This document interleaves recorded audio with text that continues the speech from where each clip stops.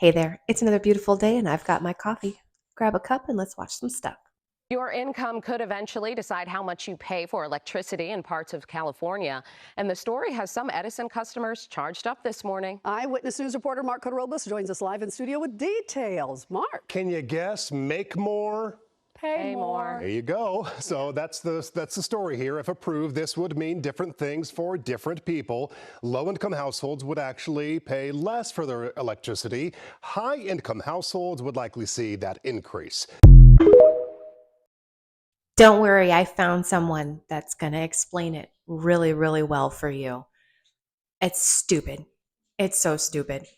Just watch. Look, California has done some really stupid shit, but what they're proposing now is definitely the most destructive thing they've ever done. A new bill that proposes a flat rate cost pegged to household income. If this bill were passed, the economy of California would collapse within a year. And here's why. So what they're proposing is, instead of basing your utility bill on your usage, they want to base it on your household income. And while that may sound good on the surface as far as people getting reduced bills, let me quickly explain to you why that would completely destroy the California economy. So first off, you'd be over everyone who bought solar panels in the state of California. And as someone who works in renewable energy, I can tell you that generally about 60 to 70% of the nationwide sales of solar happen in California. And also, I want to point out that the state of California recently made it mandatory to have solar. All new construction within the state is required to have solar panels. But the value in getting solar isn't just tied to the fact that you got solar. The value is in selling the power those panels produce back to the utility company as an offset against your bill. Like if you use 1,000 kilowatt hours, but your solar panels produce 900, you only pay for 100. This would get rid of that completely. And all these people who took a loan to pay for these solar panels, which let me tell you is more than 80% of people who have solar, they would be getting nothing for what they're paying. The utility company would be getting all of that power and would be paying the homeowners nothing. So the homeowner would just be paying for solar for nothing. Secondly, this would eliminate the renewable energy industry in California, eliminating more than 600,000 jobs in just California. Not to mention that most of the renewable energy manufacturing companies, the people who are making the panels, the batteries, the inverters, they likely do anywhere from 50 to 70% of their business in California. So most of them would go out of business too. So this would not only eliminate renewable energy in California, but it would also fuck over anyone who's invested in solar, anyone who's had solar installed on their homes. Oh, and what do you think is going to happen to people's electrical usage when you tell them they no longer have to pay for the power they use? Does anyone think people are going to use less? California's power grid is already not able to support the people there. This proposal would instantly end more than 600,000 jobs, make renewable energy non-existent in the state, put most renewable energy manufacturers out of business, and while the homeowners there would be getting a slightly lower bill, the utility company would be raking it in because so many Californians already have solar and they wouldn't have to compensate them for that solar anymore. That's just free power they get to sell back. California, this is the worst idea you have ever come up with. And you already allow people to pass on HIV without consequence, so that's saying a lot. So this drives me up a damn wall. They're not taking into consideration your family, just what you make. So if there's like a person that makes $100,000, they're going to pay the same amount if they live alone versus another person who makes $100,000 and has 5 kids. They have to pay the same rate. That is totally unfair across the board. But this is supposed to be electricity companies. They have until July 1st to impose the new electric rate structure. But a lot of the politicians, they're like trying to walk back their vote. They actually voted for it. They're like, yeah, that's a great idea. Until their like constituents were like, why do I have to pay more than the person that lives next door to me if they're using more energy and they make less money? It makes zero sense whatsoever, and it is absolutely ridiculous. As far as those solar panels as well, oh my God, it's mandatory for new houses to have solar panels. And now they're like, hey, screw you. Too bad. That's infuriating. Californians already pay almost twice the national average per kilowatt hour anyway. Are you in California? Let me know what you think about this. You think that it's a good idea or you think it's awful? Let me know in the comments. What do you think about that? Hey, I'm just going to pop in here a second. Thank you so much for joining me for today's coffee talk. If there's a topic you'd like me to cover, please let me know in the comments below and I'll do my best to get it in one of my upcoming videos. If you're having a good time, maybe you'd consider hitting that subscribe button and come back tomorrow because I'm making a new video every day. This is the story of Putin's bunkers. Near the end of March 2022, two airplanes did something strange. They both belonged to the Rossiya Special Flight Detachment, a fleet of aircraft directly subordinate to the President of the Russian Federation. In peacetime, these planes flew between Moscow, St. Petersburg, and Sochi, but now they flew differently. Only about a month after the full-scale Russian invasion of Ukraine, RA-61716 visited Yekaterinburg once, and then Ufa twice. The other plane, RA-96017, also flew to Yekaterinburg, and then to Magnitogorsk. Why these two planes would fly to these three cities in the east, right when the invasion of Ukraine had just started, was a bit weird. This was the time when Russia realized that their invasion of Ukraine would not take a week. Something changed. Maybe these flights were part of a new drill and preparation of a much longer war, or maybe some politicians just had some undisclosed business. But what made it weirder was the location. Right in the middle of all three of these cities is an open secret. Between Ufa, Yekaterinburg, and Magnitogorsk is the highest mountain in the southern Urals, Yamantau. It is also home to what some believe is a bunker the size of a city made for Russia's political elite. In the Cold War, the Soviets commanded thousands of workers to construct underground bunkers. According to an American nuclear security expert, diagrams and notes provided by senior SAC officers showed that the Yamantau Command Center is located inside of a mountain of rock and quartz around 900 meters below the summit. It is a military base for the resettlement of the top Russian political leadership. Although we don't know exactly what this bunker looks like, we do know what American bunkers look like. If we use schematics of the Cheyenne Mountain complex, we can imagine a command center, fuel storage, water storage, and rooms for combat operations. However, Yamantau is different. Because the mountain is largely made up of quartz, communication is difficult. Quartz can interfere with radio signals. If the massive underground bunker doesn't establish good communication between Russia's political elites and their forces, what else would it be used for? Maybe they thought that when they invaded Ukraine, NATO would get involved and that it would turn into a war and they had to protect people. Unless, of course, they're preparing for this polar shift that's going to happen, our Earth reset, right? And then they're going to have people inside this massive bunker and they're going to be safe. So after the world does its little spinny mess up thing and all of the other people are wiped out, they've got some skin in the game. You never know. You never know. What do you think? Man, you see this Mark Zuckerberg building this $270 million bunker? If you have $1 billion, we have learned that you can do whatever you want to do. Man. And that's how it goes. What he building a $270 million bunker? What do he know that we don't know, Cat? Kim Jong-un? I don't know what you don't know. He knows that 30% of all weapons systems are running off regular Wi-Fi. So what does that mean? That means if a solar flare or a meteor hits either one of those, literally a bomb can go off just because the system accidentally got turned off. So back in September 1859, there was a massive solar flare that was accompanied by a coronal mass ejection. This became known as the Carrington event. You can look it up yourself if you're interested in learning more about it. And if something like this were to happen today, it could have huge impacts on modern life. Just like Cat Williams was saying in that clip, a lot of things will run off Wi-Fi, and most cars have computers in them. All of this would be fried. We wouldn't have phones, we wouldn't have any of these things, and it would cripple it.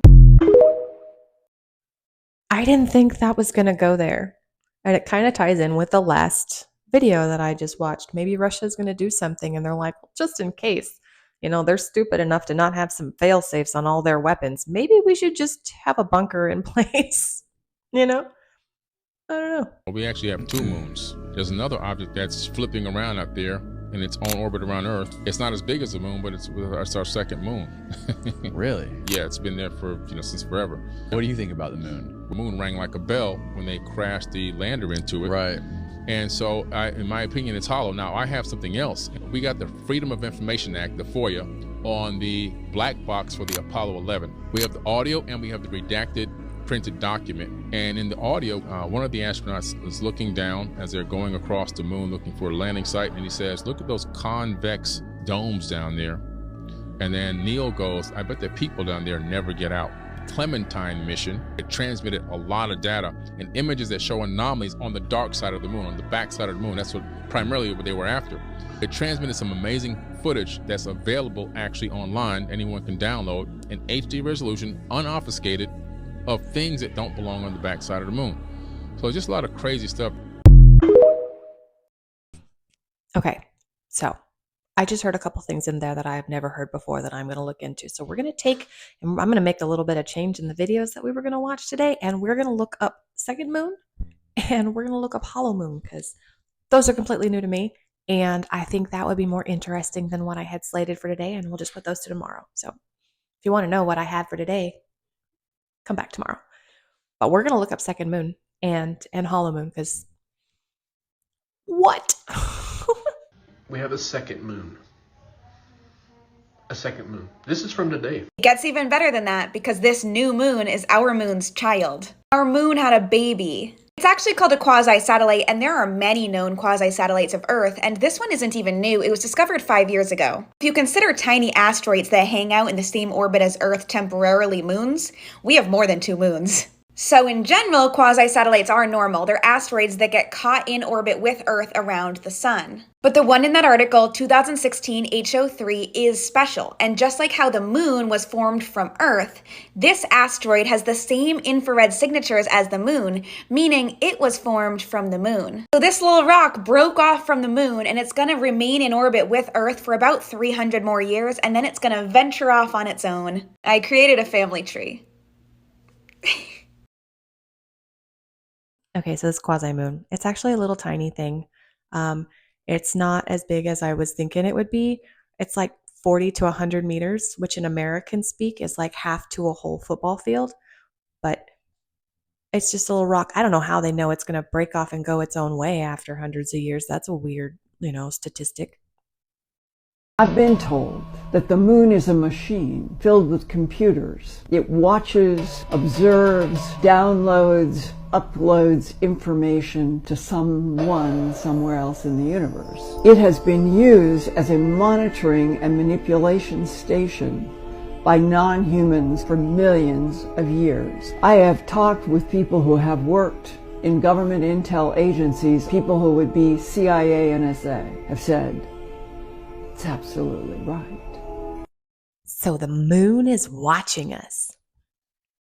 That's an interesting theory. I've never heard that one before. There's a couple other hollow moon ones, but I just grabbed that one really quick because I thought it was super interesting. It's full of technology and everything. So it's like inside of the Truman Show backstage room or whatever. And they're just like watching us. Observation of Earth. Is it human? Is it from a previous civilization or alien, or what is it? That's interesting. And I seriously doubt that Captain Star Trek lady is going to be told, yes, you're absolutely right by NSA or CIA if she said something like that, unless they're like pandering to her because she's not all there in the face area. Yeah. Something very strange is happening on the moon. The moon is often considered to be a static, unchanging object in the night sky. However, reports of mysterious lights and events suggest something different. That the moon is far more active than we might think. These events are called transient lunar phenomena. They're fleeting yet intriguing events that cause sudden and dramatic changes in the brightness of patches on the moon's surface. These events can last from a few seconds to a few hours and span from small spots to large areas up to 100 kilometers in size. Most TLPs involve an overall increase in the brightness of a given spot on the moon, leaving scientists and enthusiasts alike in awe of the mysteries of our lunar neighbor. Here's a real photo of a transient lunar event. You can see it right there. It's the bright spot. It's wild. It's also been witnessed as mysterious mists and hazy patches, which can cause colorful and dramatic changes to the lunar landscape. It's captured in shades of red, green, blue, and violet. And here's the thing, these are not just random occurrences. They've been extensively cataloged and studied, revealing a staggering 2,254 events going back to the 6th century. The image behind me shows areas where TOP events occurred from 544 AD to present day. The size of the area shows the frequency of reports for a given location on the moon. So what's even weirder is that over 1/3 of the most reliably reported events occurred in the vicinity of the mysterious Aristarchus Plateau. It isn't just people on Earth seeing these events either. During the Apollo 11 mission, astronomers in Germany, they reported a strange and unexplained bright glow on the lunar surface. The report was quickly passed on to the astronauts, and Michael Collins reported back describing a striking area north of Aristarchus that was remarkably more illuminated than its surroundings, even displaying a faint fluorescence. If that wasn't enough, in December 1972, during the Apollo 17 mission, lunar module pilot Harrison Schmitt witnessed a surprising event while orbiting the moon. North of crater Grimaldi, he observed a bright flash that seemed to illuminate the surface. Then a day later, astronaut Ronald Evans witnessed a faint flash east of Mare Orientale. Explanations for these elusive events fall into 4 categories. The first being outgassing, which involves the release of gas from under the moon's surface. These events usually create a particular shade of red, white clouds, and even a haze on or over the surface. Number 2 is impact events, which result from collisions with meteoroids and other objects like spacecraft or even probes. The most common type of impacts are caused by micrometeorites. My favorite is number 3, which is electrostatic effects. There are theories proposing that electrostatic charging or discharging could play a role in the luminosity changes and other transient phenomena observed on the lunar surface. The last one is unfavorable observation conditions. As you can see here, this could be due to Earth's atmosphere causing distortions, making it look like something is actually happening on the moon when it really isn't. While all of those explanations are reasonable, some believe that there is an alien presence on the moon. People have said that these are the reasons for the lights, and believe it or not, they also say that's why we never went back. It's entertaining, but I doubt it.